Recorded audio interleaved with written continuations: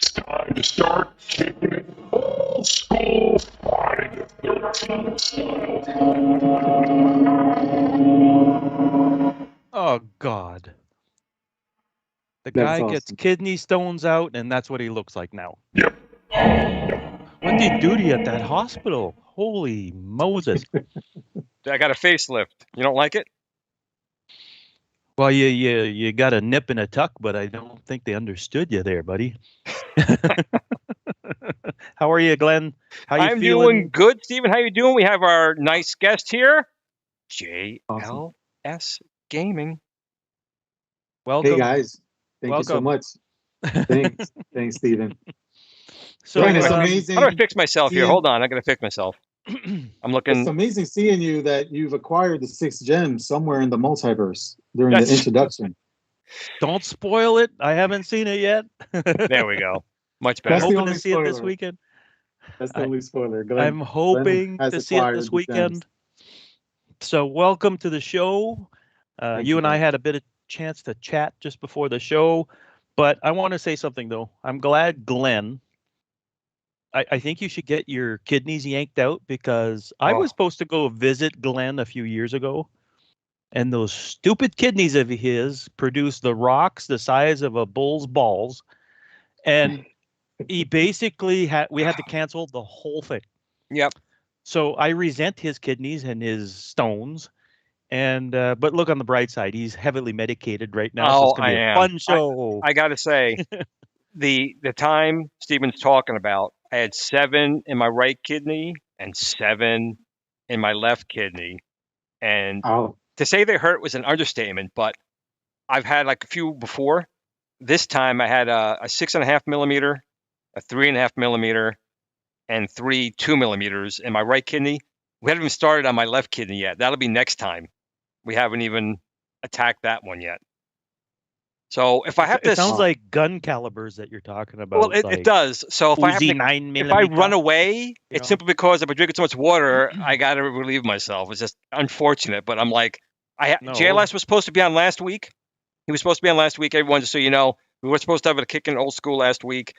but my announcement with II Arcade took a lot longer. I'm like, let's just do it next week. I don't want to shortchange you in some time because Super Game Room Dudes comes out at 9 o'clock. You know, we start before they do. But I wanted to have a full show with JLS Gaming. And let's talk to him a little bit, Steven. I'm doing all the babbling as usual. So shut me up. Yeah. And let's I talk. felt like Matt Damon on Jimmy Kimmel. Right?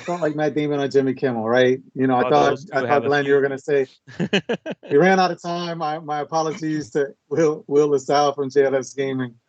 But no, thank you guys for being on the show, man. It's a privilege, you know, on my end. You know, I watch you guys all the time when I can, when notifications remind me. And like many of the other YouTubers out there that I love watching, the thing is I watch it on the TV. So it's real tough to take place on the chat, right? So sometimes I'll watch on the TV and I'll try to fumble around with my phone so I can participate in the chat with you guys, man. But always great content. But here on Kicking It Old School, we're a very serious show, and we ask the hard-hitting questions, you know. So I'm gonna start off by asking you a hard-hitting question here. Your favorite 80s arcade video game, and choose your words carefully. Wow. No, great question. So I got the one you put quarters in, not the make-believe stuff there. And then the 80s at that. So I would say, so I gotta think back. Whenever I would go to the arcade and change $5 worth of tokens, my go-to game in the 80s was, and pardon me, because with me it might end up being creeping 89, 90, but it would have to be geez. I would always go and play Paperboy or APB for some strange reason. Oh, really? You know, just don't know why. Well, that's what happens. Certain games catch us versus other ones, and people look at you and they go, "Well, why the hell are you playing that?" You know, Glenn's favorite game was, I don't know, strip poker or something, the digital version. And Skate or Die. I guess everyone that had a weird, not the traditional joysticks. So, you know, Paperboy, Skate or Die had the thing. I don't know, like, is it what was it, 720? 720 had that special control, had a real special control. They got a but Skate or Die was on the consoles or computers, I think, by EA or something. But that's okay though. It's a skateboarding game that had a unique controller. I'm not busting your chops here. I'm just sort of no. I was trying to figure out Skate or Die came out of the arcade. How'd I miss that? I was really small during the 80s, guys. So I'm an 80s. That's the reason. I'm like, because I would have said when in my prime in the arcade, it would have been Street Fighter, which I know 91 or 92, you know, and stuff like that. It would have been WrestleFest. Oh, wait, you're a big Atari guy. You're a big Atari guy. You should have liked some of the old Atari games. Well, those were that's the thing with me. It was growing up, Coleco and Atari, my dad. So that's the great thing, right? Generations of gaming. My dad was a gamer, so I was real little, you know, and he had the Atari, he had the ColecoVision. But yeah, I actually liked, and I remember beating, probably when I was four years old, beating E.T., Superman on the Atari. Superman. You know, yeah, I remember that. I remember that. Real quick, Goofyfoot did a super chat. I got to read that real quick. Here's $5 to help pay for that useless shot of Pepto I know they gave you.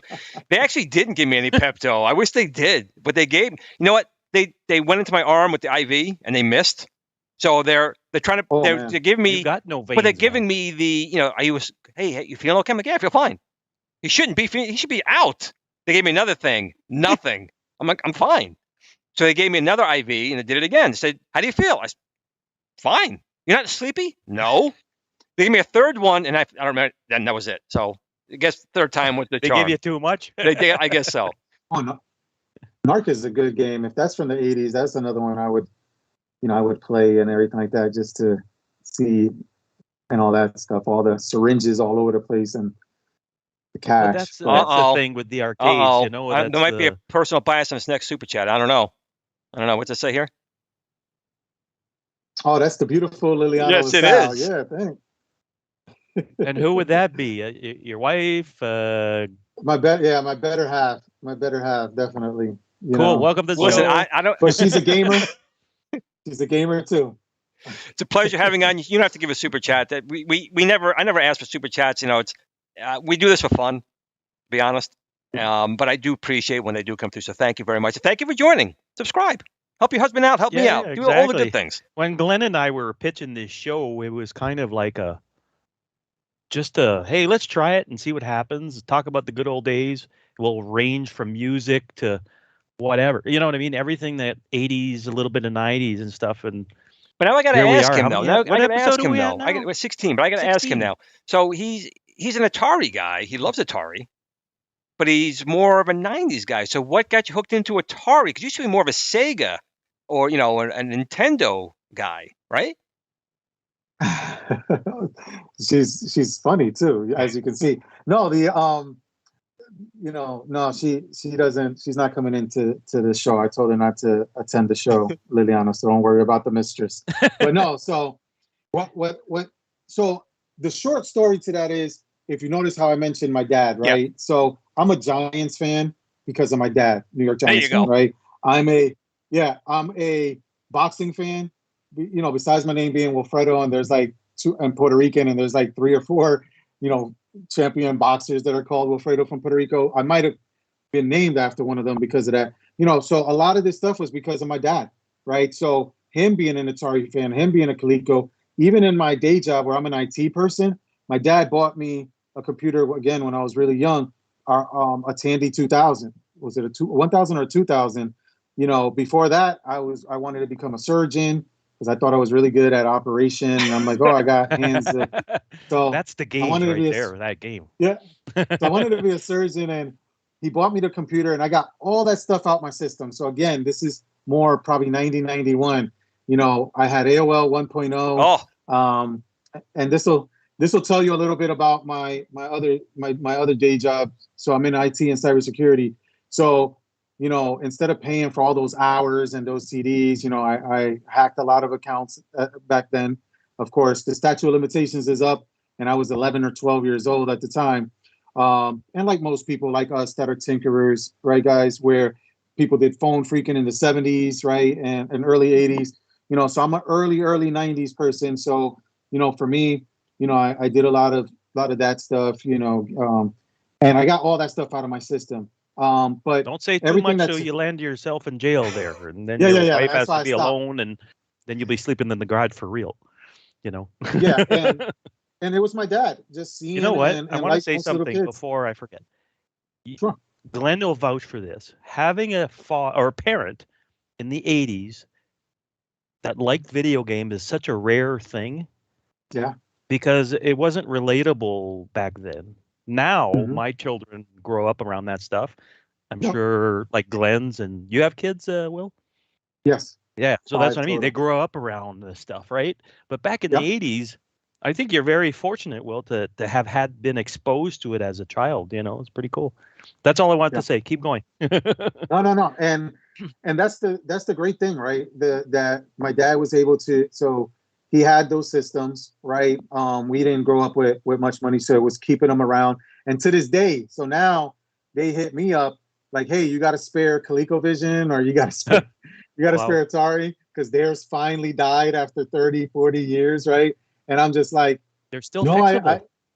I'm like, no, I don't have one, but you can get one on eBay or something like that. And I'm like, dude, if I had one, I'm not just gonna give it to you guys if I had a spare. But It's easy to fix. Those electronics back then are fairly easy to fix. They're not super what I easy to heard. fix, but The they're pretty PSUs easy. are- Very coarse circuit board. It's not like opening up an Xbox One and everything is super microscopic. But oh back well. then, So everything was Will, pretty what's your coarse. favorite gaming platform of today then? What's your gaming of choice? like of current Yeah, gen, or current. just Well, let's say favorite current gen, or actually say your newest. Because maybe my newest is an Xbox 360. That's my newest. So, but I fall back to Dreamcast. I'll reserve my comments. Yeah. So favorite all time is Dreamcast. So I agree with you there. Giants and I just Dreamcast. That's purchased, a New Yorker, buddy.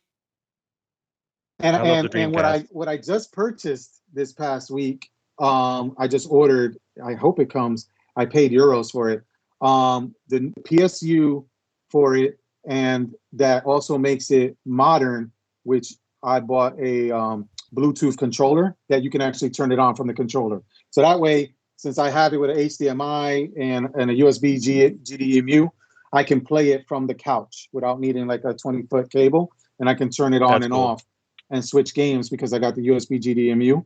So the current system, and this one is probably controversial with some people, right? But because everybody's PS5, and we have two in the household, but because my daughter, my 14-year-old has one, and I have one. But honestly, my favorite system right now is the Xbox Series X. So I'm debating where to purchase Capcom Fighting Collection. So I might have to purchase it on all three platforms. That's the Switch, Xbox, and Sony platform. And I need a fight stick. So if anybody out there can recommend me a fight stick, because the reason I'm getting it is so I can, play a lot of my friends out there in the community that are getting it. So I want to get the most bang for the buck and be able to, have some friendly competition. So Will, will you buy a game on multiple platforms just to have on multiple platforms, or do you want to have a slightly different experience on them? Why purchase the same game? I was going to ask that same question. So great. No, here's a great question. So it'll make sense. So I told you I have 5 kids, right? And you saw the beautiful Liliana LaSalle. So we have about 8 Nintendo Switches in the house because of that, right? Okay. I don't play Animal Crossing. Sorry, apologies to anybody out there. I don't. Everyone else in the house does. So I own, in total, if you say me, but my family, we got about 4 different copies of Animal Crossing, right? Wow. So same platform. Now, when you talk about cross-platform, I don't let my kids have any kind of biases or whatever like that. So I'll buy a game. We'll try to see if we can get it on multiple platforms, but we also support the developers out there. We're really passionate about the community. So if I need to buy it multiple times, I will. In the case of Capcom Fighting Collection, the reason I'm going to buy it is to really, interact with the friends in the community, right? So those that are on Nintendo Switch, they only have a Nintendo Switch. I don't want to say, hey, I'm not going to play you in Puzzle Fighter, or rather, defeat you in Puzzle Fighter because I'm getting it for Xbox. It's like I'll get it for all 3 platforms and support Capcom and what they're trying to do. When you ask about multiple, I'm addicted to games, guys, right? It's the passion, it's the love and everything like that. So I sit there, my new vice is Whatnot, my wife's as well.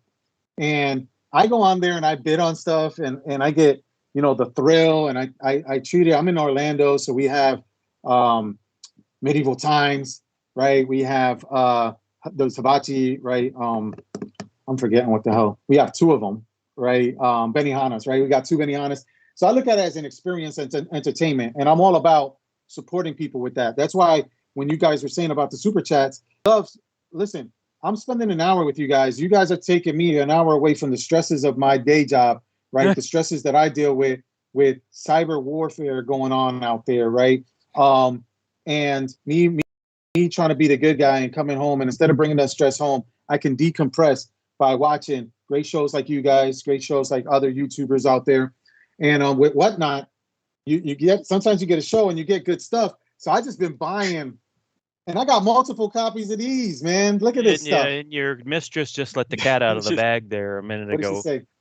She says he spends all night on Whatnot now. It's worse than my Amazon addiction. It is. And I'm sitting there, I support, the truth people. comes out. I might buy a game, guys, and I say, you know what, I got that already, and I'll just say, give it to the community, right? Just help. And it's just because I look at it and I go, man, I just had a great time for an hour listening to people talk about games, reading the chat. Like, so many people are commenting right now on this stream, guys. And it's just, to me, I look at that, and that's my entertainment, right? Sometimes I barely watch TVs unless it's MCU stuff, I'm trying to say, so Disney Plus, things of that nature. But that's a good point you just made, though. I mean, like Disney I watch because I like the Marvel movies and stuff that's on there. I like the old Star Wars, not the Abominations and the new ones. I've gone through all that stuff. But it's like regular TV dead. I mean, I don't watch TV at all. I don't have a cable subscription or anything. I got streaming services, and that's it. Yeah. And YouTube Premium. Listen, I know you guys wanted to. I gotta. First off, I gotta do one of these hard things. To Wolfman. Wolfenos is a great guy, and I'm gonna explain something and how you got those degrees of separation and all that stuff. So before I started seeing Wolfenos, and I'm always tipping my cat to him in the chat here, right? Our very first, if not second, video was done on trying to do a a tutorial on doing a RetroPie, and it was using Wolfeno's image, and we probably had 10 subs at the time, right? And we gave everybody credit, right? And we gave Wolfeno's credit in the video, and he actually commented on the video, and I was like, wow, the guy that creates these awesome images that I'm using and everything like that commented on the video, and it really gave me the inspiration to just continue, right? And so now we've grown with the channel. We do a lot of sponsorship, branding, and stuff like that to continue to grow the channel. But we do it to give back to the community. And I just wanted to give that shout out. Like we gave away a PS5 at 25,000. Nice. So we're almost at 26. Yeah. Wow. And it just congratulations. That's awesome. Thanks, guys. It really just the one thing I want to say, man, is just consistency. And the reason we started the channel is like a lot of people at the start of the pandemic. But one of the things was, I have a lot of kids, right? But one of the things I wanted to really demonstrate to them is I'm a serial entrepreneur. She's a mompreneur, right? And what we wanted to do to show our kids, and what I want to do, and why I just chop wood.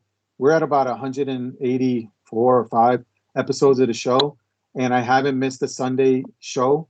I try to do some spot ones and everything like that. It's just to show them that consistency, right? Just keep doing consistency. And I think that's what feeds the algorithm of YouTube is consistency, right? Great content, right? And stuff like that. But really the consistency feeds it, because there's some YouTubers, I know you guys see it, they can sit out there and eat Oreo cookies, right? The newest flavor of Oreo, and they got a million views. And we're IT guys here, right? It's the algorithm, and the algorithm is going to feed, take care of those that can take care of it. Right. And I got to say, one thing you said before, and Wolfeno's said before, was it's about the community. And that's one of the reasons I really wanted to have you on here, was because you are someone who's got passion for the community. And that's kind of what we want to do. We want other people to, if they don't know about you, I'm sure they do, but if they don't, to learn and subscribe to your channel, because you are someone who actually cares about not only the content, but the community, the people watching your show. There's a commitment there. And that's what was really drawing me towards you. And of course, I had asked another question about your wife, very beautiful wife, by the way. Was she into gaming before you, or you kind of roped her into it? It's called brainwashing. Well, that's what I wanted to know. Wow.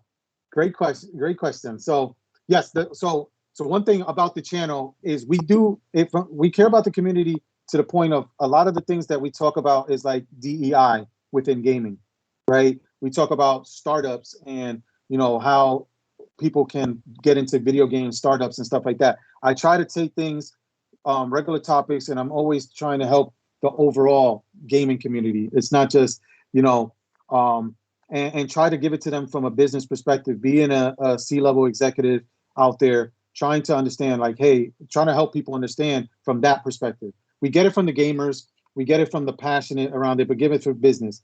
Now, with that answer, this is after dark enough. We are going to be, Liliana and I, on Kong's Sunday Fun Day in the morning show together. So maybe we'll give some other non-PG-13 comments there. But long story short, and before the kids, and our oldest is 14, yeah, we were gamers. So a lot of strip anything.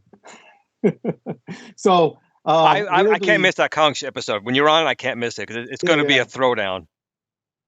Strip Mario Kart, strip, like, I think because we were both in our early 20s, so everything was a competition, and everything had to be stripped. Well, she said 5 kids. She said 5 kids. So is it a competitive household in gaming? Is there a lot of yelling and trash talking, or is it pretty tame? Or ironically, everyone has different tastes, right? So my youngest is more like, she's like Liliana, so she likes Mario games, she likes Animal Crossing, right? My middle, he likes Super Mario, and she plays Call of Duty, Gran Turismo, and stuff like that, right? Fortnite, she plays that stuff. And none of those, because I'm retro. So the only thing I will play that's new is something that's a continuation. So when Breath of the Wild 2 comes, yeah, I'll spend 100, 150 hours on that, right? When Metroid, Dread came out, I'll spend the time, on that. But the rest, I might buy them, I might play for a little bit, but I still go back to trying to play through, some retro games. Oh, that's cool. I want to circle back to what Glenn was asking of modern console and stuff. I think everybody doesn't spread themselves too thin. It sounds like you're buying multiple copies, but is there a platform that you're like, okay, no matter what, I'm going to buy it on Xbox or PlayStation, or, you know what I mean? If there's only one, if you're buying one copy is what I'm asking. Like myself personally, I'm Xbox invested. So all my digital games, my library, it's all there. PlayStation's the odd thing, like the exclusives, that kind of thing, right? So my PS5 doesn't get much love these days, but that's basically it. My camera keeps cutting. Don't know why. So because there's two Americans versus the Canadian today. That's why. It could be. I don't know. But if you, what platform do you migrate to the most? I guess as far as the library building. It's Xbox as well, and here's why. To be honest, guys, and Wolfino said about being in IT, and this is one of the ones that's controversial when I talk about it, because sometimes people end up being fanboy, and for me, it's not. I drink both Coke and Pepsi. Do I prefer one or the other? Really Coke. Depends. I need a Coke. I can't keep drinking this anymore, man. I can't. Tell me my Coke. If I'm mixing a drink, I'll mix it with Coke. You know what I'm saying? Otherwise, a Pepsi or something like that. But iPhone, Android, I have both. I'm in IT, so I have to support and be able to talk to people, in casual conversations or professional conversations around both for the longest time. So what it ends up being with respects to the platforms, I choose Xbox because I think that they're playing the long game, and I think with Azure, the back end, and what they built with the cloud, I think at the end of the day, the cloud gaming is where it's at. They're going to come out with dongles or built in. Sony had to, and this is one thing kind of being behind the scenes of the industry. Sony had to buy their way in. Microsoft's been building their way for the longest time, right? In terms of cloud infrastructure and everything. Their acquisitions that they've been doing are very strategic. I'm a shareholder, and I actually watched the video and read the transcripts and understand, from the shareholder meetings, everybody's scared that Call of Duty is going to become exclusive. And no, that's not Microsoft's strategy. Microsoft's strategy is going to be, we'll put it on every platform. But yes, we are going to put microtransactions. Yes, we're going to put it in the cloud as well. Yes, we want it. We want Xbox Cloud Gaming to be on Nintendo Switch. We want it to be on your phone. We want it to be built into your TV. We're going to sell you a set-top box with a cable subscription that you don't use. We all admitted it here. But so why? Because they want you to be able to play the game streaming through the cloud, which for us retro gamers, then it becomes that debate between physical and digital media. My stance on that, I've said it many times. That's my problem, because yes, you may be able to have experience on all these different platforms with the same basic game experience, but you don't own it. You can't just put it on the shelf and admire it and show it to your kids, because once those servers go offline, unless someone got the code, which I think World of Warcraft and one of those old games, someone like we did that and built an engine. But so much of gaming history, or mid-history, I'll say, is going to be lost, because once those servers get shut down, those discs are worthless. Or if you even had a disc. Yeah, the digital versions, if they're shutting down the stores, I could see that happening. But to circle back with Microsoft's strategy, yes, Call of Duty is going to be everywhere, but I know what they're going to do. They're going to go, well, if you want Call of Duty with all this stuff for not free, but included in your Xbox Live Ultimate subscription, then you get all that at a reduced cost or for free or included. And I wouldn't be surprised if one day they made World of Warcraft part of Xbox Live Ultimate, and they say, well, hey, you want to come play World of Warcraft for free? And everybody's going to be like, I'll get an Xbox Live subscription, and they're going to get all their money from there. That's what they're going to do. They're going to put it everywhere, but they're going to make it those incentive packages, if you will, that make it so like, hey, if you own an Xbox, you get more than, that sort of thing. That's what they're going to do. They're not going to kill the hand that feeds them, basically. Because hey, if they can make money on PlayStation 5 or Switch, let them. That's the thing.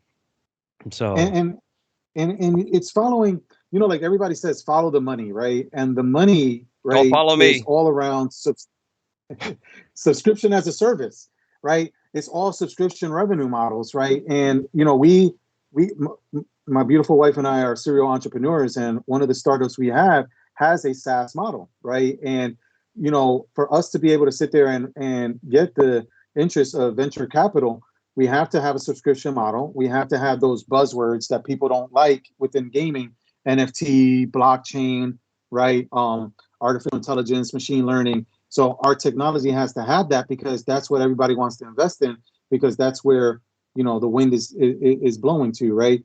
And that's the thing with cloud and these models. You got people that fail miserably. In my opinion, I have an an Amazon with their cloud gaming service subscription, and I have Google still, right? I think we actually Stadia? had two Stadia. I think we had two Stadia what accounts. was that like? Is it crap, or I've never had it? I didn't hear great things about it, but I want to hear your 5 cents. For me. It was laggy for me, and I have gigabit internet, right? And it was Wow. laggy for me, choppy. And I had experience. I think I was playing, Jesus Christ, what's the name of the game? The one that was done by, that's like a spiritual successor to Symphony of the Night, and Bloodstained, right? Yeah, Bloodstained, and Yeah. it was choppy. It would degrade the graphics.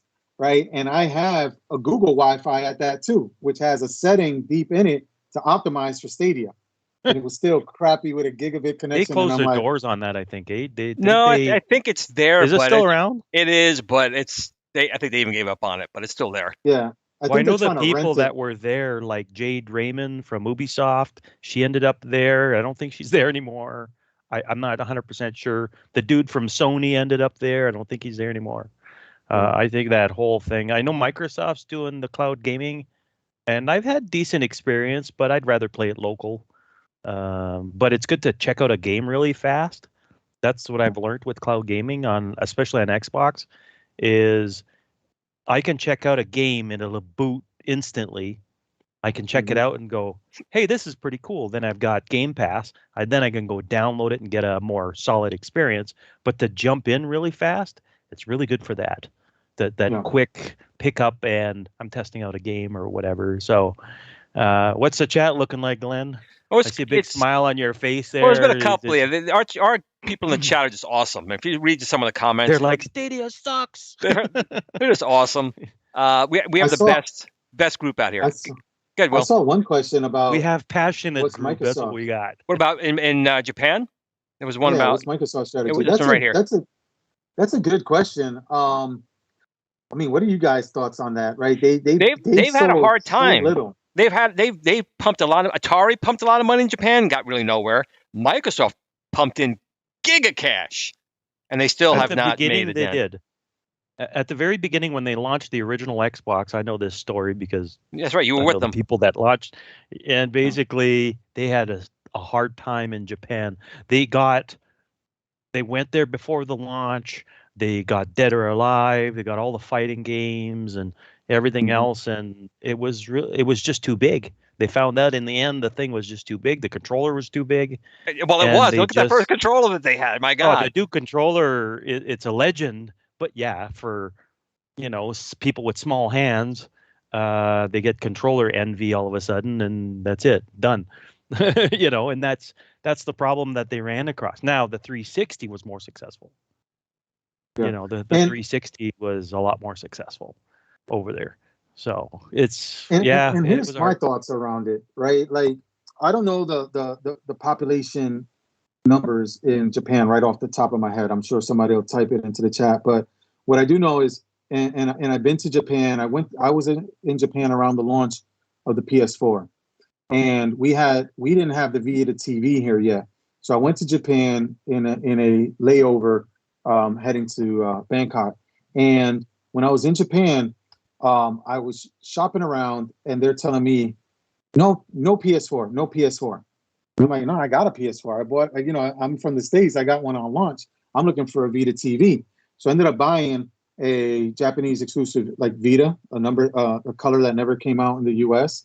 And I bought a Vita TV, but they were telling me no PS4. The reason I'm bringing that up is for the longest time, games and stuff like that would come out in Japan first. Right. But That's Sony right. with the PS4 came out here. So I'm thinking that tells a lot in terms of from a business perspective that the power has shifted over in terms of the massive market to the US market, to even where a Japanese company is launching here first. It makes sense. So Microsoft can still dominate, and probably never make a big dent, because I think the numbers came out. They sold lifetime all across all Xboxes, like a very, very, very, very low number, right, in total in Japan. So they may never crack that, but I think, hey, Kongs are us. Yep. Yeah, we're talking about you, Kongs. We're plugging your show. I think everyone on the internet's going to watch when JLS is on your show. I'm gonna let her talk, the beautiful Liliana talk, because it's like and she pays me every time that I say that, so that's why I got to say that, right? But yeah, I think people are gonna watch on Sunday, and she's gonna be able to see her personality. Listen, guys, you guys will appreciate it if you check out the channel. She's the one that builds the arcade 1-ups, man. She's the one that builds the furniture. I suck at building stuff. When we first were dating, she'll tell you the story. When we first were dating, and she's over my house. Step aside. big CRT TV, right? She built the kids' cribs, right? Big CRT TV, right? I had to go big, but that thing weighed a ton, and it's sitting on an entertainment center. And we're sitting there watching a movie, right? By the way, Friday the 13th, the entire collection. Your comment. Yeah, it's $13 on Vudu if anybody's looking for campy 80s, 70s, and 80s stuff. Friday the 13th collection. I just bought it right before the show. But anyway, so it was built, and I thought these were speaker stands, right? And I thought the thing came defective, and I'm there using it for a year. She sits down, and we're watching a movie, and she goes, "Do you know that thing is upside down?" And I go, "What?" And then I looked at it, and I go, "Oh, crap, it is." So she turned around, flipped it, right? Flipped the thing. I'm like, why is that? It's fixed now. Oh my God. Yeah. I'm like, why is it wood grain on one side? I'm like, these people really effed up. And no, it was painted on the other side. So I had it for a whole year upside down, thinking the legs were, and this is like early 2000s, thinking the legs were surround sound speaker stands. So that's why I had my front speakers. Well, here she goes. She's got another comment coming. The entire thing. So now she builds everything. So maybe we should get her on the show. Maybe we got the wrong one on. Get the truth on Will here, and how handy he is putting IKEA furniture together. Well, do you guys have? Do you and Liliana have a game that you two go head to head, like you actually try and beat each other at, and you know Mario Kart. Yeah, it is Mario Kart. Who's generally the winner? Her. He's not sleeping in the garage tonight. Yeah, and before kids, we did play a lot of split screen, Perfect Dark, Halo, right? So together, Xbox. and online against people or offline against bots. And we try to do it now, but it's difficult. We have our kids. We have our son has special needs, with a service dog, so it's real tough to get time to do that.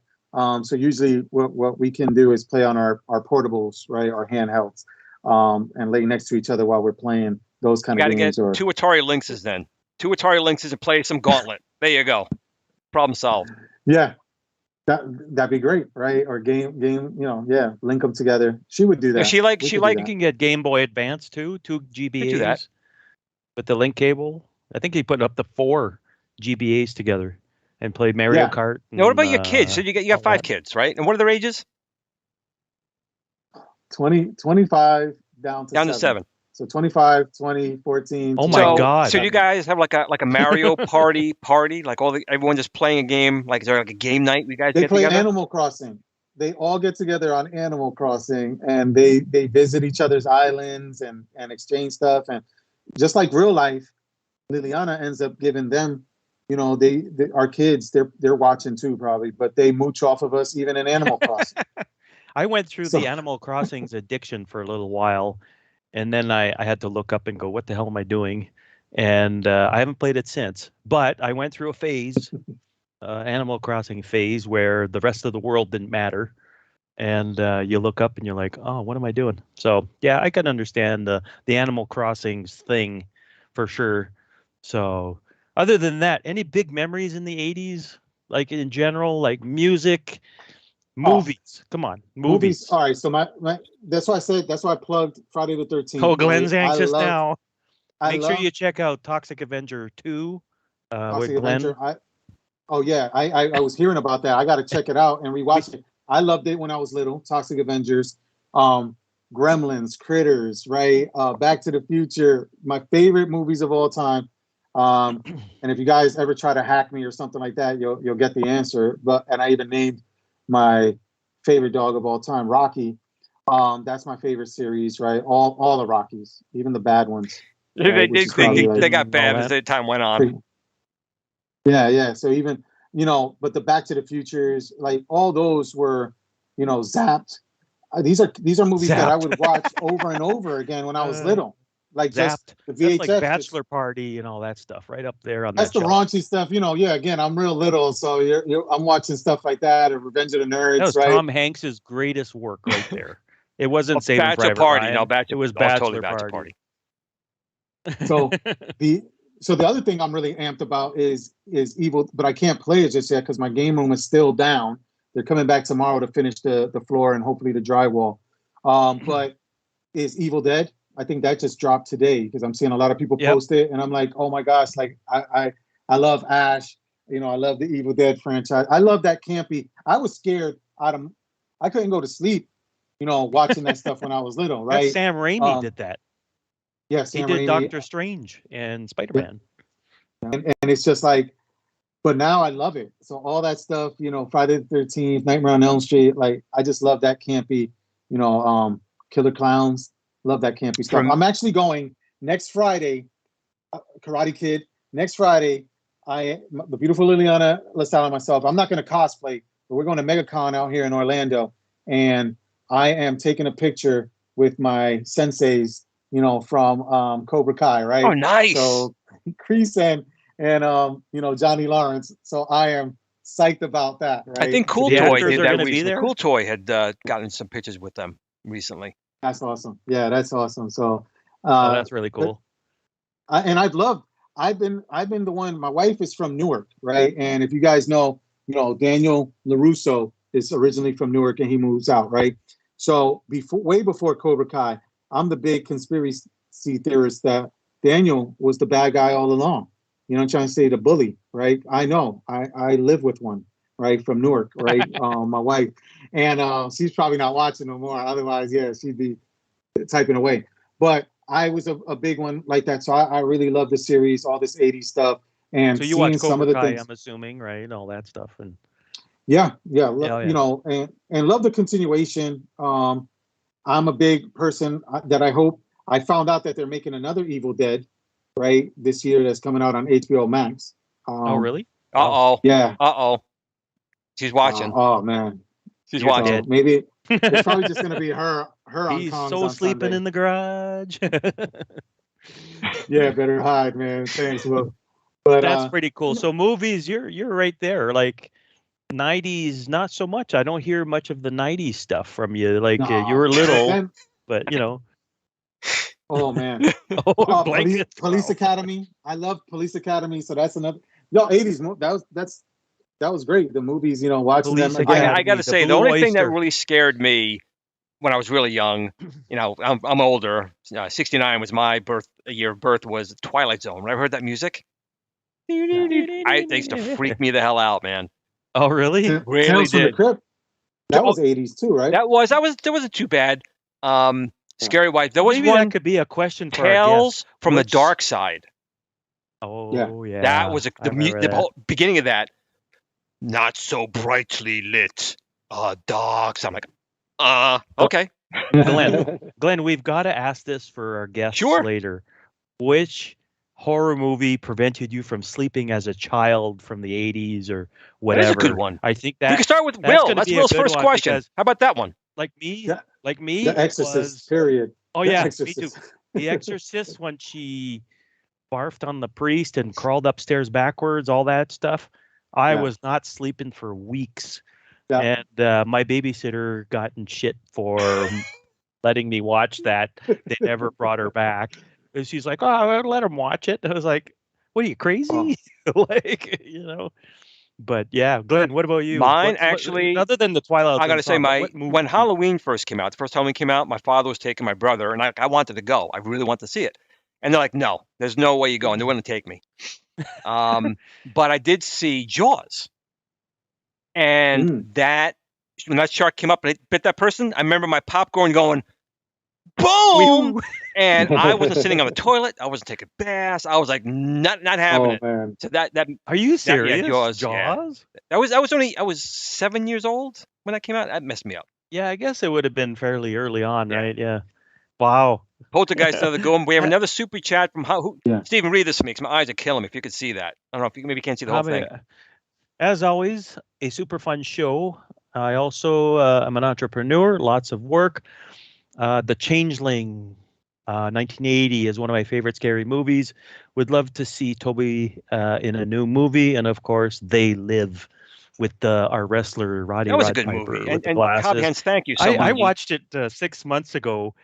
I was like, this is cool, but it doesn't have a good rhythm. That movie is a good premise, but it's all about the 10-minute fight scene. No one cares about anything else. It's just them pounding each other for 10 minutes. And it's all squeezed into one, and it's kind of weird, So, but The Changeling, I've never seen that. Have you guys seen that? It doesn't ring a bell. I've never seen that. Oh, we'll see. Well, Amityville My father Horror, used to that's drive up there, but it didn't scare. My father drove past that house. He was a shit truck out of me. driver, and he said that house creeped him out. Apparently, Yeah. it's a It is a real real house. house, and it real shit happened there. But yes, Yep. yeah, it's But anyways, that we had to ask all our guests that question. As a little kid, what freaked you out? And for me was The Exorcist. It was, and as an adult, you go back to watch it and you're like, what the hell was I thinking? It's not even that scary. The makeup's bad and that kind of thing. Well, another good question that I'm And going to ask, our guest is, when you were a kid, video games starting to come out, but what did you do besides that? Was it bike tag, stickball, kickball? What did you actually do there's a thing called outside, kids. What did you used to do as a kid as outside?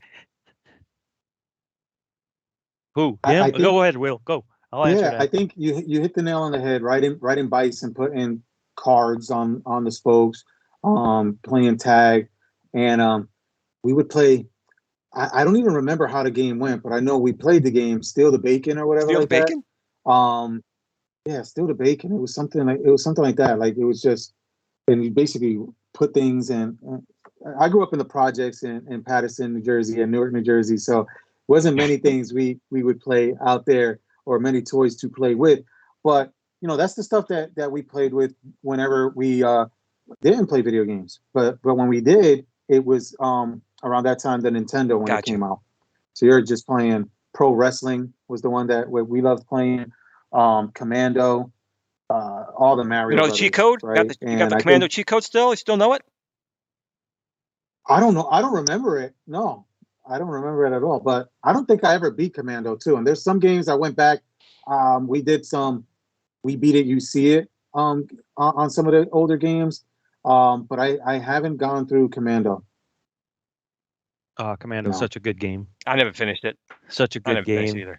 Such a good game for sure. Ooh, Arachnophobia. But, wow. You know what? Arachnophobia for the wife. We would play. Well, when we were kids, my brother and I used to chase each other around with a BB gun. And when we said, don't hit in the face, and that's it. And a couple of times we'd come back on our butts with welts on our butt, like this red mound and stuff. And we used to stacked and jump with our pedal bikes with a piece of plywood. And then we'd take cinder blocks and make a little ramp. And we thought we were Dukes of Hazzard. That's basically what we were. We're like Bo and Luke Duke and whatever. And so Will, if you could, like, what would you? Is there a piece of gaming history or an arcade machine that you would want? Just want, not necessarily your Holy Grail. Yeah, Holy Grail. What would you want? And the wife, I'm sure, wouldn't mind. She's into gaming. So what would you want? No, that's a great question, Glenn. And here's why. Because I'm actually buying it. right? And that would be what I wanted was because I really couldn't afford it at the time. And me and Steven were talking about this right before the show, and he has one, was the Neo Geo, right? Because that was so costly, those mega carts. So you only knew like carts. Rich kids that had the Neo Geo, so the arcade one. So now, yeah, I'm in the process of, I would have had it. I just got to figure out, I'm trying to figure out logistics. So I was on the phone the other day for half the day instead of working, just trying to figure out. I called Beltman, I think it is. I put it up on UShip. So I was gonna pick one up from Oklahoma and have it shipped to the house. But I retooled, and I think I'm gonna pick one up closer in Florida. So I'm just waiting to coordinate that and get that. So that would have been it, because it was so pricey, and I knew no one when I was little. Like Richard Weldo said, growing up in Patterson, New Jersey, I knew no one that had a Neo Geo. I didn't know anybody. Oh, you had to be rich. Any money. The rich kids had it, and the really rich kids, not just the guy that their parents bought a Corvette or something. No, above that pay grade. And I barely knew anybody that had one. I got almost one bought at one. A steal, but yeah. I went to Babbage's, and it was between the Neo Geo or 3DO. And I was going back and forth between the two. I bought the 3DO because the game cartridges were, $50 versus $250 to $300. The 3DO, was it CD based? Yeah, yes, 3D based. And it was a good console. It was like an almost PlayStation. It was like right before the PlayStation came out. Panasonic did that, eh? Yes, they sold Panasonic. One of the units. Gold Star did, Sanyo did. Okay. It just the problem was the console was $700. It was expensive to make. So it was when you a have CD player back then, right? Well, so it is. CD players were. But when you build an expensive expensive console, you take it as a loss because you sell the games, and the games where you make your money. However, 3DO, the company, didn't make the console; they just sold the chipset, and other people had to manufacture it. So they had no way to make the money back other than sell it for $700-800. And that model just didn't work. The licensing was cheap. The licensing, I think, was like $3 a game, and there was no copy protection on it. So you can copy them to your life's content. But that was the wasn't many CD burners back then either. There wasn't at the time. No. Back then, you couldn't burn your games and like, yay! I got free games. My favorite console now is my car. What kind of car are we talking about here? So I got a Tesla. No, I'm gonna touch base on that real quick. And first off, it's gonna segue into congratulations on the accessories deal with partnership with IR Arcade, right? And somebody said something during that stream that I was cracking up, where they were saying, "Oh, imagine playing, I think it was beach buggy racing with a yoke, right, or whatever." And that's what Liliana's alluding to. So yes, we have a Tesla with the yoke steering wheel that we play beach buggy racing. It's supposed to be able to play. It's supposed to be as powerful as a PS5, so it can play Witcher 3. But that's what she's talking about, and she is behind on a video that she did around that with playing the games. It has Sonic on there too. How do you find the yoke as the wheel? How do you guys find it? Oh, to drive in real scenarios? Yeah. I love it. I got used to it in, probably an hour or two. I got used to it, especially because you're a gamer. When you're a gamer and you're playing, so many games with the yoke, so you got used to it. You don't drive. I guess what was it they used to teach us in driving school? You got 9 and 3. Isn't it 9 and 3 or 10 and 12? So something like that. I don't know. You're like this, right? 10 o'clock, 2 o'clock. Yeah, maybe. But and if you're trying to chill, you can't do this no more, right? Because it's a yoke. But you can. So I just chill with one hand and drive it. But I love it, and the technology, being a technologist and having the gaming, it has the screen in the back where the kids could play. So, but yeah, it's sort of crazy to think about that. You're playing beach buggy racing with the yoke. That's actually the car, but it's freaky because the car drives itself too. And you're like, this is Knight Rider, man. This is Knight Rider. 10 and 12. Yeah, it is. So now when you're playing the game, the front wheels are turning, right? So if you're sitting in the parking lot, are your front wheels of the car turning when you're playing these games, or? Yeah. So when you're charging at a supercharger or waiting, for somebody, you're sitting there and you're playing with the steering wheel and you're doing that, and the front wheels turn, and You can also, I have wearing out your tires leave before they need to be. I have a PS5 controller in there too that's paired to it, and we can play with the PS5 control. You can play 2-player too, so somebody could be playing with the yoke on the actual car's yoke, and I was playing my 7-year-old when we were testing it. She's playing on the PS5. Now, but it's amazing to think about that technology, right? Well, that it is. Do that kind of crazy. I was going to buy a Tesla in 2018 and didn't do it. I bought another car, and I've been looking to buy an electric car, but now the prices have gotten all crazy, so I'm getting away from it right now. But I got a thing called a Comma 2. If you ever heard of that thing, and a Comma 2 is basically a cell phone, but you connect it to your car's radar, so your car's lane keep assist and the ODB port, and it does kind of what the Tesla does. When you set it, I set the cruise control, I go like that. And I've driven 150 miles, never touching the gas pedal, brake pedal, or steering wheel. It just sees my eyes are watching forward. But it's like Knight Rider. The car drives itself. And I had Jen, who's in the chat here, just yesterday, taking me to my hospital visit. I'm like, just try this. I'm not trying it. Just try it. No, just try it. And she's like, trust the technology. It's like, is it gonna turn? And it did the turns. And it did its thing. We got off it because I think it was making her a little too anxious. But it's just funny because technology is really getting to the point where it's scary good. I mean, when you watch Knight Rider, we always dreamed of a car driving itself, right? Everyone wanted kit, and with the Teslas and these Comma 2 devices, we're kind of getting there. But then the bad side is when Skynet takes over, it can now drive these machines over us. Like what was that movie? Yeah. They're coming to get you first, Glenn. Maximum Overdrive. Right? It'll be Maximum Overdrive for all of us. Yeah. Who made who? And that's the thing that they can. That's what's scary, right, Glenn? You hit the nail on the head. And going to like my day job with cybersecurity, that's why I'm so busy, because everything that it becomes a new threat, possible threat vector, right? So cars, and you see all this stuff on TV that'll show you, or movies, that somebody can hack a car, and then and that stuff can be a possibility, right? With Internet of Things and all these always connected devices, right? Pacemakers. I think like 2 or 3 shows have already used it where somebody can hack a pacemaker and everything like that, and give somebody a heart attack. So it's crazy, and that's one of the reasons I'm trying to get out of IT and cybersecurity and into gaming, cannabis, and music full time in my second career. Yeah, when you really think about it, with cybersecurity now, like I said, with the cars, they're weapons. Technically, if someone like hacks into a Tesla or an electric car, where they can just start up and start driving it, and they got the cameras, those could be driven bombs, dangerous. Ram into someone, stuff like that, sidewalk or whatever. But what's interesting is technology. Whatever we dream up, whether it's a written word, and we end up actually wanting to create it later on.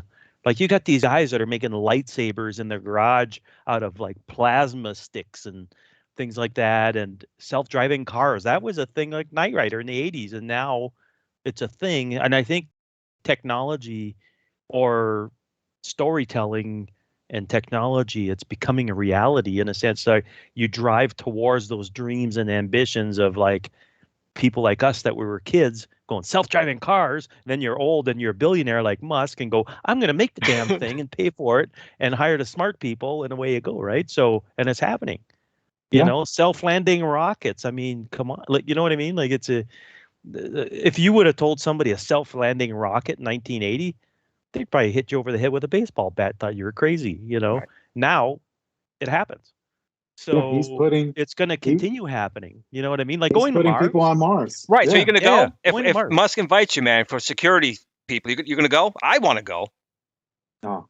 You're not going? You're staying here? But he's putting internet on Mars. Like he's putting the Starlink and all. It's crazy. Like the guy's doing stuff that it's like Steven was saying, like stuff that people in the 80s dreamed of and imagined, and he's just putting his money where his mouth is and building. You know what I'm waiting for? Jetpacks.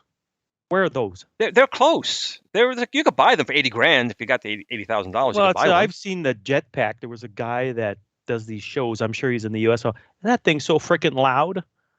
Like it's a. What do you want? You want a girly machine? Come on, you want a machine? I want a jetpack. Silence. You want people to know. Silence. So that's exactly. Oh, he wants a Where are the ninja one. jetpacks? Where are those? You know, what the hell? You want a Blue Thunder? We got all He this wants Blue other Thunder. crap, That's but what he where are the wants. jetpacks? Or Airwolf. Blue Thunder, Airwolf. There you go. Blue Thunder, Airwolf, silence Okay, so mode. Will, so what was your favorite like 80s show growing up? I mean, I loved, Buck Rogers, Battlestar Galactica, Star Trek, Space 1999. Those are like my shows when I was growing up. What was like your shows? So, the one that was my favorite, like say sitcom, and it'll make sense too. It'll tie into our stuff. But A-Team, right? Those kind of action ones, Knight Rider, like we discussed. But I liked watching Silver Spoon just because the guy had the arcade cabs, the guy that's how had we the all little watched train. it. Yeah, that's why You didn't give a shit about the kid. You wanted to see the arcades. I don't in the remember back. one show. I don't remember one show. Ricky Yeah. Schroeder, I remember him just because he was on the show. Alfonso Ribeiro, but just the fact that he had arcade cabs in his crib, I was like, oh my gosh. Yeah, we're all jealous for sure. Yeah. Hey, Glenn, do you got a split there? It's 9 o'clock.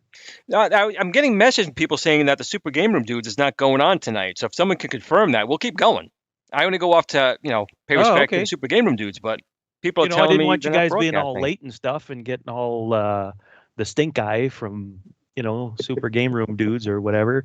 Didn't want that, No, So, let's keep it going. Okay, so yeah, we'll keep going. He's good guest, good talks. A lot of people in the chat are still going crazy here, so we'll keep going, I guess. Dukes of Hazzard, yeah, that was. We watched that for Daisy, dude. Come on, we all watched that for Daisy. Let's be honest. Oh yeah. And I still want a 1969 Dodge Charger that's orange. Call me cheesy, but I want one. I don't know why. It's just one of those cars, and apparently they don't make great cars.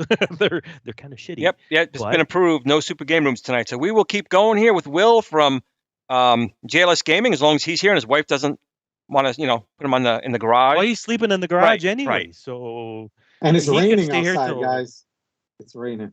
Well, as long as you're not sleeping outside, as long as your garage has got a roof, you're fine. Bring your one of the switches that you have.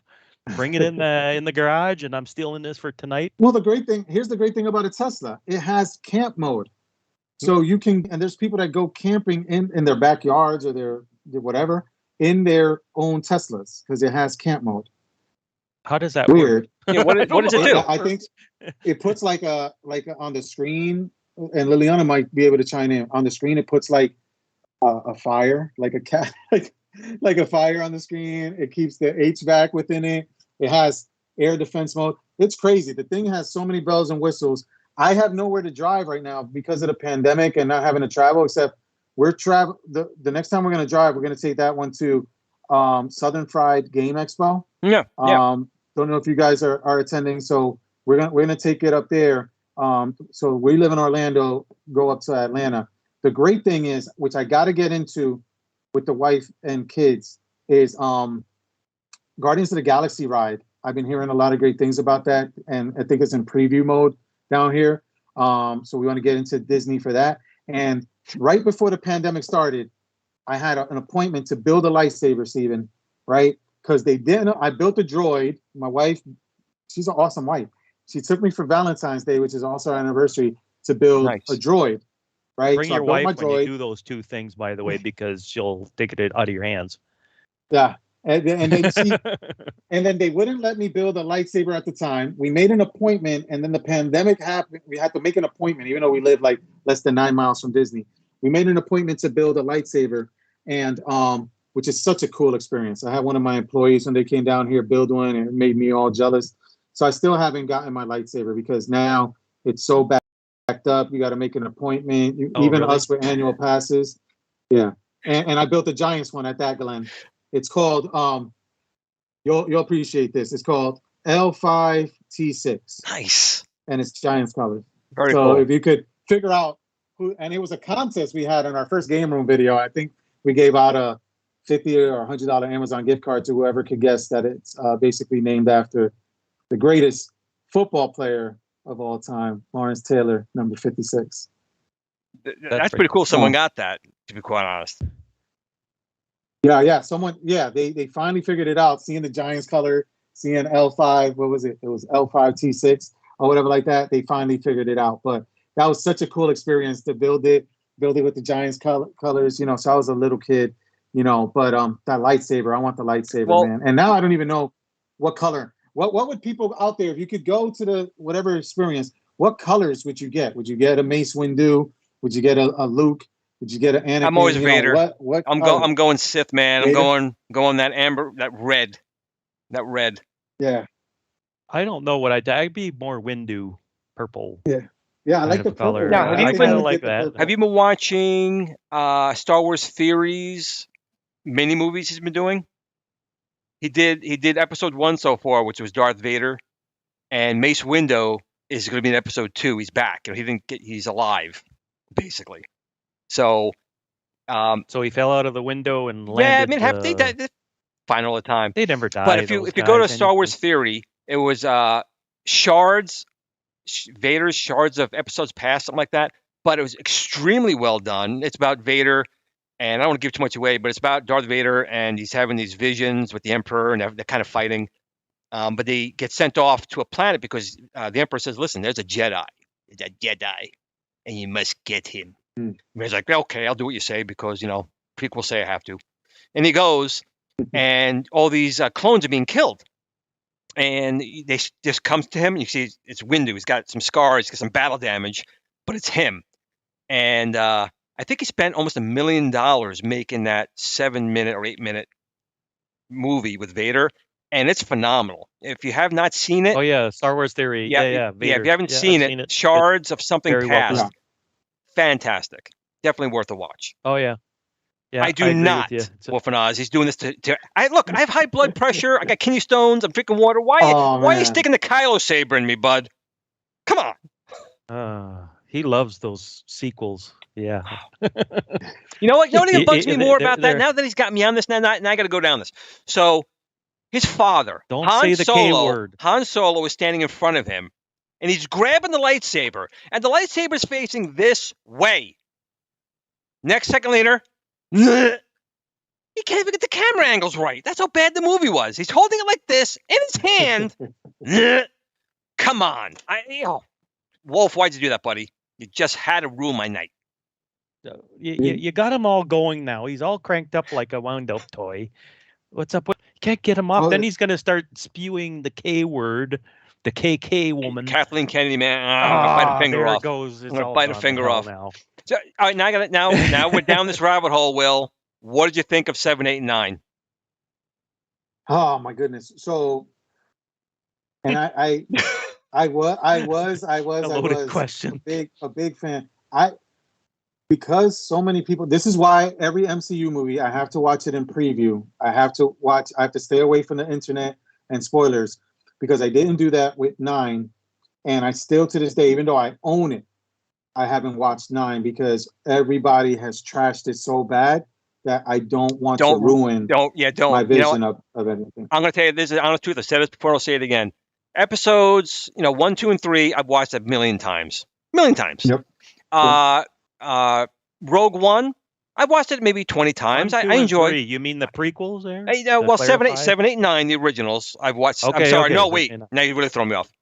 No, you said 1, 2, and 3. No, shit likes the 4, prequels 5, and 6, the originals. Star Wars, Empire, and Jedi. I've watched 1 million times. 1, 2, and 3, the prequels. I've watched maybe 100 times. They're enjoyable. I can get into them. I still have problems with them, but they're okay. Rogue One, I've watched a good 20 times. I can watch it. Han, Han Solo story, I've watched like 3 times. Yep. But the other ones, once.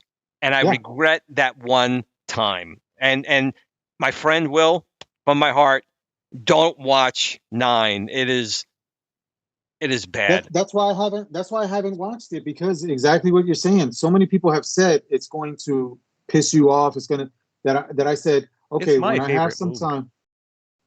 Number 9? No, I'm joking. Yeah, he's just saying that to get my blood boiling. I just want to push those Glenn buttons. Person.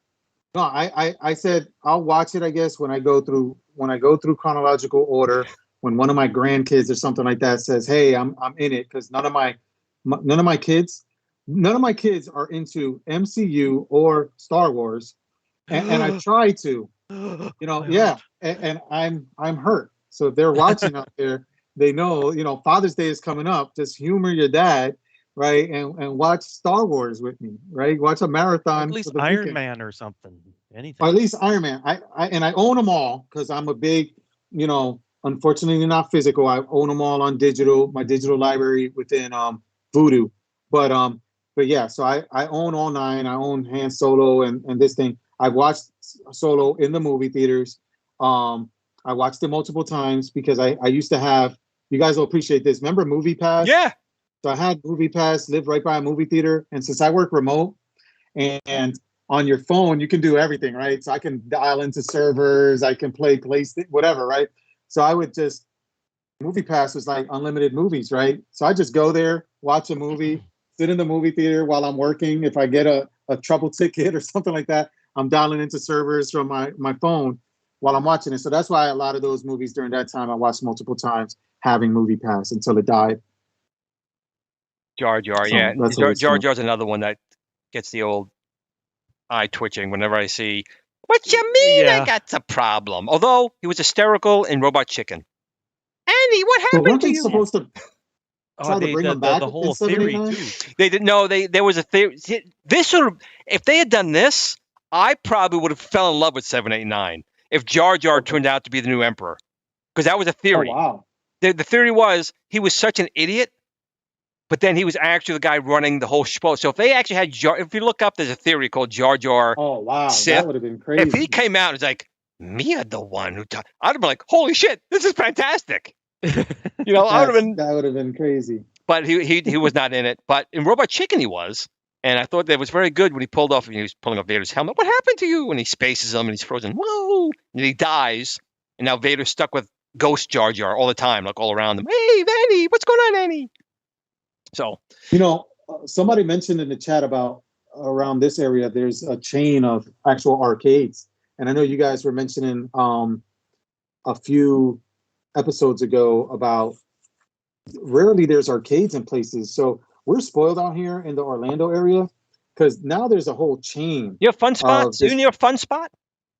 It's called. There's one called Arcade Monsters. There's a bunch of barcades around here, right? So, and Arcade Monsters, they opened up like their 4th location. So it's so weird that around here that they're having, but it's cool. And hopefully when we're out of, well, in Florida, they've been out of the pandemic stage for the longest time. But once everybody, feels way more comfortable and things are opened up 100%, and people, it'd be great to get back into those and see, the arcade experience. So Arcade Monsters, we've been meaning to go to them over here, but we moved up here right at the beginning of the pandemic. So a lot of things got shut down when we first moved to Orlando. Yeah, there are a couple of, there's, I think, a pinball and a couple arcades up here I want to get over to at some point to maybe do a live stream from them. So it's just been a long time since I've actually been in an arcade. I know that Richie Knuckles, he does the Kong offs. That's been pushed back indefinitely. I don't know when they're going to have another one of those. Is that near your house? It's about 2 hours away, and he invited me down. It's not bad. He invited me down, and I'll definitely go to that. But I'm hearing that the Super Game Room Dudes is on, so I don't want to step on their toes. Oh, wow. So what I want to say is, John, Will, tell us a little bit about your channel. Tell us to have the guys go over to subscribe. Tell us a little bit about what you do on your channel, real quick. Sure. So real quick, on our channel, we just started this as a family, right? And what we talk about is gaming news.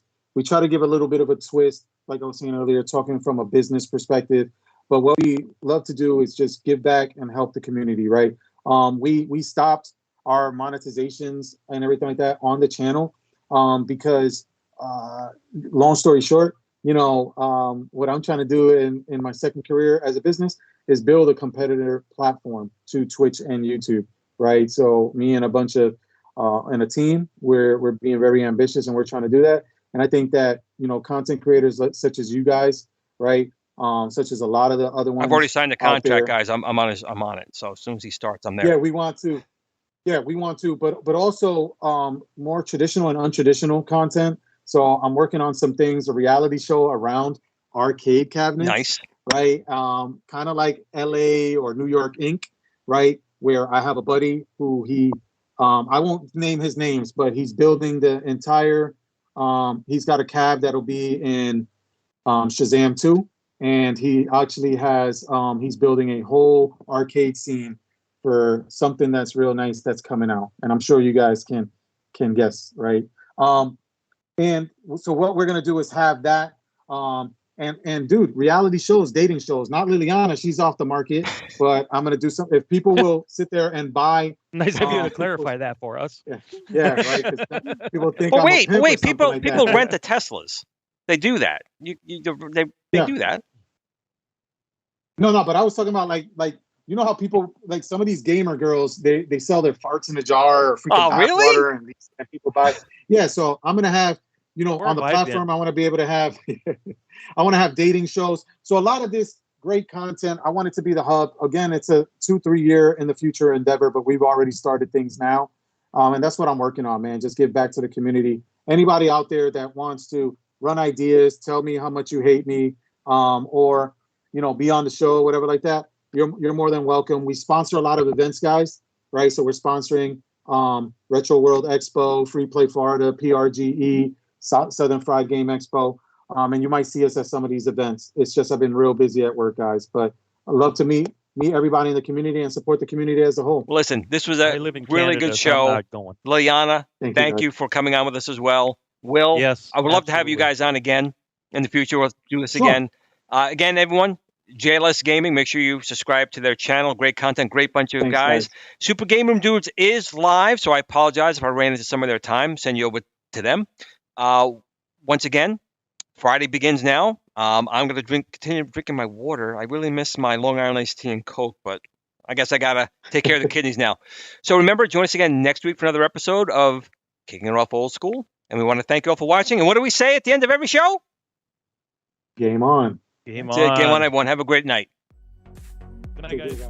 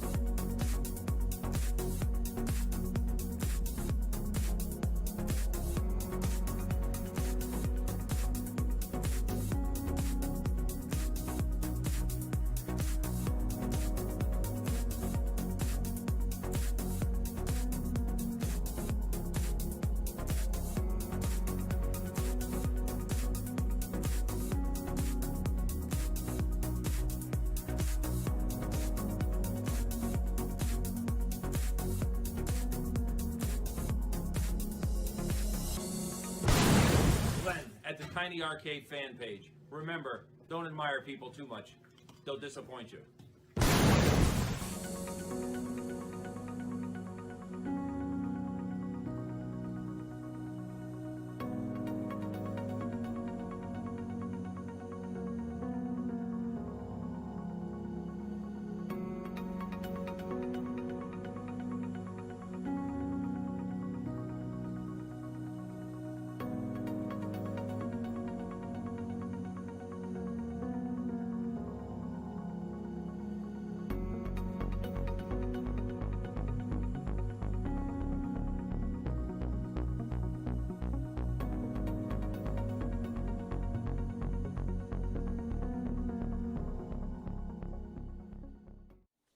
Sit, Blue Blue, sit. Good dog.